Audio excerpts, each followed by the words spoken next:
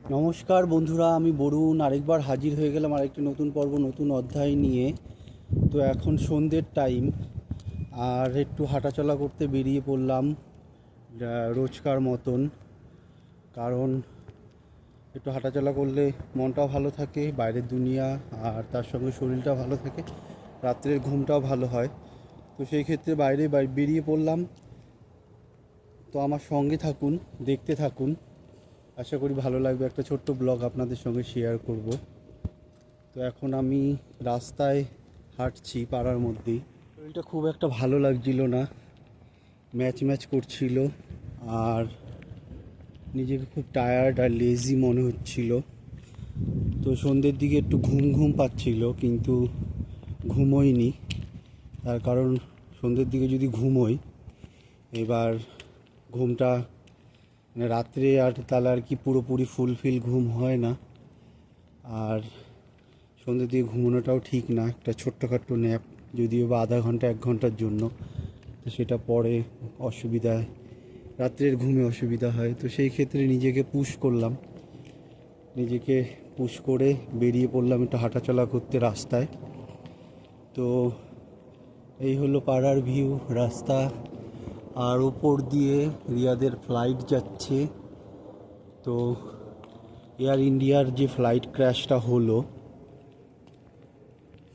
আহমেদাবাদে, খুবই দুঃখজনক ব্যাপার। কারণ সিন্স লাইক 2012, মানে আমি কর্মসূত্রে বিদেশে থাকি, বিভিন্ন দেশে বিভিন্ন কোম্পানিতে তো সফর করেছি।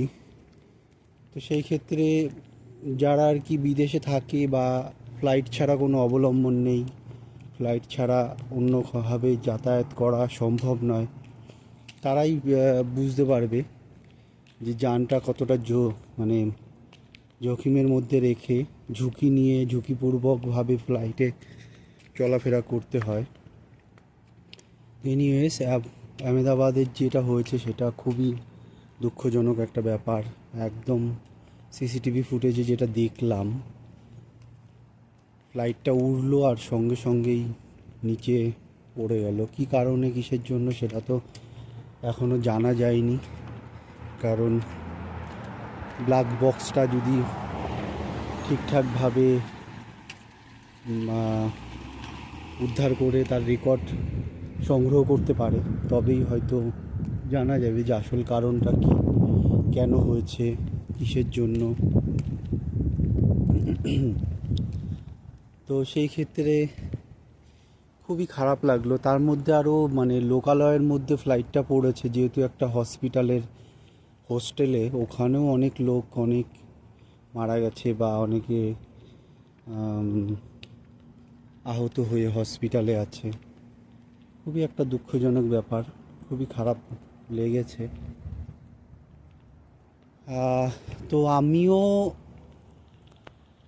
এটাই বলতে চাইছি যে আমিও অনেকবার, অনেকবার বলতে তাও 3-4 বার তো হবেই, কলকাতা থেকে আহমেদাবাদ, আহমেদাবাদ থেকে কুয়েতের জন্য ফ্লাই করেছি। আবার আহমেদাবাদ থেকে আমি দুবাইয়ের জন্য ফ্লাই করেছি। এরকম আমার ঠিক মনে পড়ছে না, মানে এরকম অনেকবার আহমেদাবাদ থেকে অনেক জায়গায় ফ্লাই করেছি। তারপরে একবার মনে হয় ওয়েস্ট ইন্ডিজ থেকে ফিরছিলাম, তখন আহমেদাবাদ হয়ে, মানে ওয়েস্ট ইন্ডিজ থেকে আহমেদাবাদে ল্যান্ড করেছে, আহমেদাবাদ থেকে তারপরে কলকাতায় আমি ল্যান্ড করেছি। তো এরকম অনেকবারই গেছি। আহমেদাবাদের ওই এয়ারপোর্টটা আমি যদিও বা চেনা জানা, আমার ইউটিউব হিন্দি চ্যানেলেও মানে ব্লগ আছে আহমেদাবাদের এয়ারপোর্টে। এখানে চলতে চলতে বাগানবিলাসের কত সুন্দর সুন্দর ফুল, একটা ছোট্ট ফুল নিই, ফুল খুবই ভালো লাগে আমার। এই যে গাছটা ভর্তি ফুল, আরও হচ্ছে। আবার আরেকটা ফ্লাইট যাচ্ছে, দেখে তো খুবই ইয়ে লাগে, কিন্তু এইভাবে অ্যাক্সিডেন্ট। তো এনিওয়েজ, যেটা বলছিলাম, তো আমি আহমেদাবাদ থেকে আবার ফিরেছি বা এসছি, সেটা আমার ইউটিউব চ্যানেলে ব্লগও আছে, হিন্দি চ্যানেলটায়। তো খুবই খারাপ একটা ব্যাপার। আর মনটাও খারাপ লাগছিল এক দুদিন ধরে, বারে বারে নিউজগুলো দেখছিলাম আর খুবই খারাপ লাগছিল। তার মধ্যে কেবিন ক্রু যারা ছিলেন, তারপরে অনেক ছোট ছোট শিশু, অনেক লোকজন লন্ডনের জন্য। আমি একবার ফ্লাই করেছিলাম 2015-তে, সেটা আমার ফ্লাইট ছিল Kolkata to Mumbai, Mumbai to London, London Heathrow airport. আর আসার সময় আমি গ্যাথওয়েক হয়ে দুবাই, দুবাই থেকে গ্যাথওয়েক হয়ে দুবাই, লন্ডন গ্যাথওয়েক থেকে দুবাই, দুবাই থেকে ডাইরেক্ট কলকাতায়। তো এরকম অনেকবারই অনেক জায়গায় ফ্লাই করি। তো শোনা গেছে যে আহমেদাবাদ এয়ারপোর্টের আশেপাশে প্রচুর মানে পাখি ওড়ে, ফ্লাই করে, বার্ডস, লাইক বার্ডস আর মানে প্রচুর ফ্লাই করে। তো সেই ক্ষেত্রে এর আগেও একবার ইন্ডিগোর সাথে ওরকম একটা অ্যাক্সিডেন্ট মতন হচ্ছিল পাখির কারণে। তো এইবারও কি পাখির কারণে হলো না অন্য কোনো কারণ, সেটা জানা যাবে হয়তো কিছুদিন পর ব্ল্যাক বক্স থেকে তথ্যগুলো সংগ্রহ করলে। তো হতাশপূর্বক একটা নিঃশ্বাস, like it is so difficult যখনই ভাবি। কারণ এখন আমি এই মুহূর্তে রিয়াদে আছি, হয়তো কিছুদিন পর বা কয়েক মাস পর যদি ভ্যাকেশন যাই বা ছুটিতে যাই বা ক্যান্সেলেশনে যাই, যেটাই হোক, তো সেই ক্ষেত্রে তো আমাদের অবলম্বন একটাই, ফ্লাইট, তাছাড়া তার কোনো অবলম্বন নেই।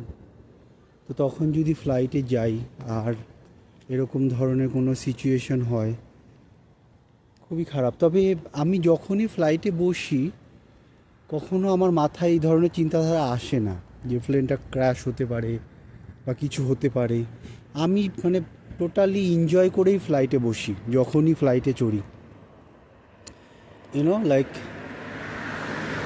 আমার সেটা ব্লগেই আছে, ব্লগ দেখলেই বুঝতে পারবেন। একদম রীতিমতন বাড়ি থেকে গাড়ি বসে কলকাতায় আসি দমদম এয়ারপোর্টে, দমদম এয়ারপোর্ট থেকে একদম যেখানেই যেই ডেস্টিনি হয়, তো সেই উদ্দেশ্যে আমি একদম এনজয় করেই বসি, খাওয়া দাওয়া করে ঘুম টুম দিয়ে রীতিমতন বসে পড়ি। তবে কিছু সেফটিগুলো ফলো করতে হয় ফ্লাইটে বসলে, সেটা আমি করি, কিন্তু আশেপাশে কিছু লোক আছে যারা একদমই করে না।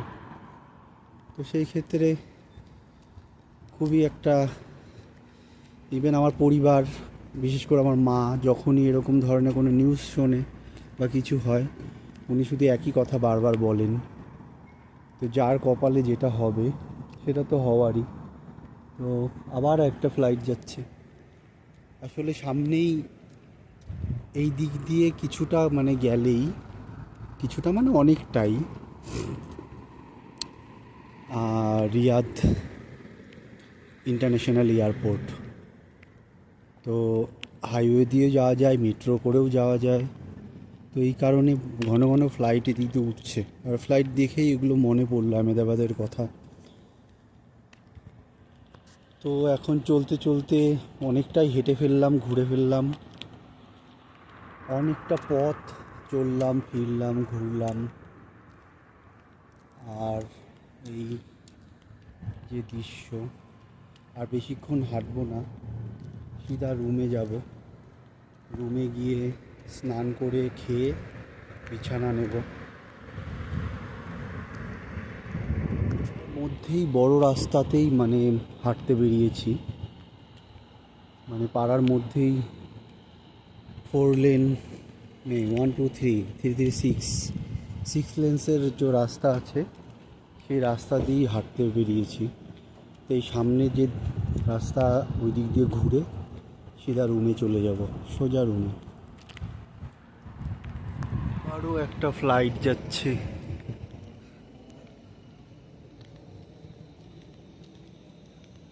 তো চলতে চলতে আজকে একটু অন্য দিকে চলে আসলাম।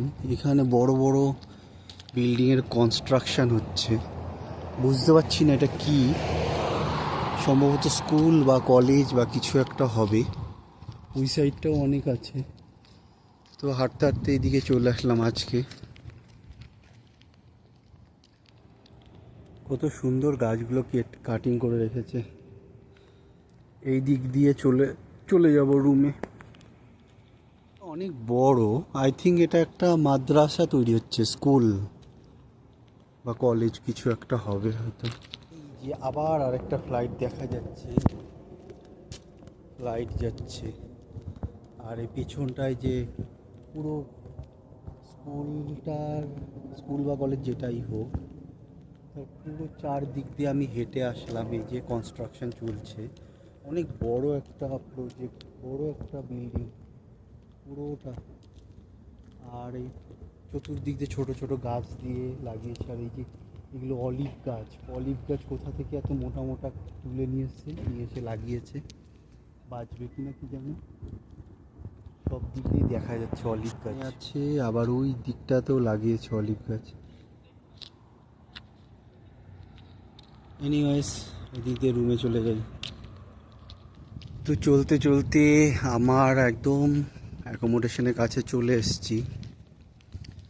আর গাছ থেকে এই দুটো ফুল তুলে নিলাম, বগনবিলাসের, একটা হোয়াইট, একটা হচ্ছে রানি পিঙ্ক। তো ব্লগটিকে এখানেই শেষ করছি। যদি ব্লগটি ভালো লাগে একটি লাইক করে দেবেন, আর কিছু জিজ্ঞাসা থাকলে অবশ্যই কমেন্ট করবেন।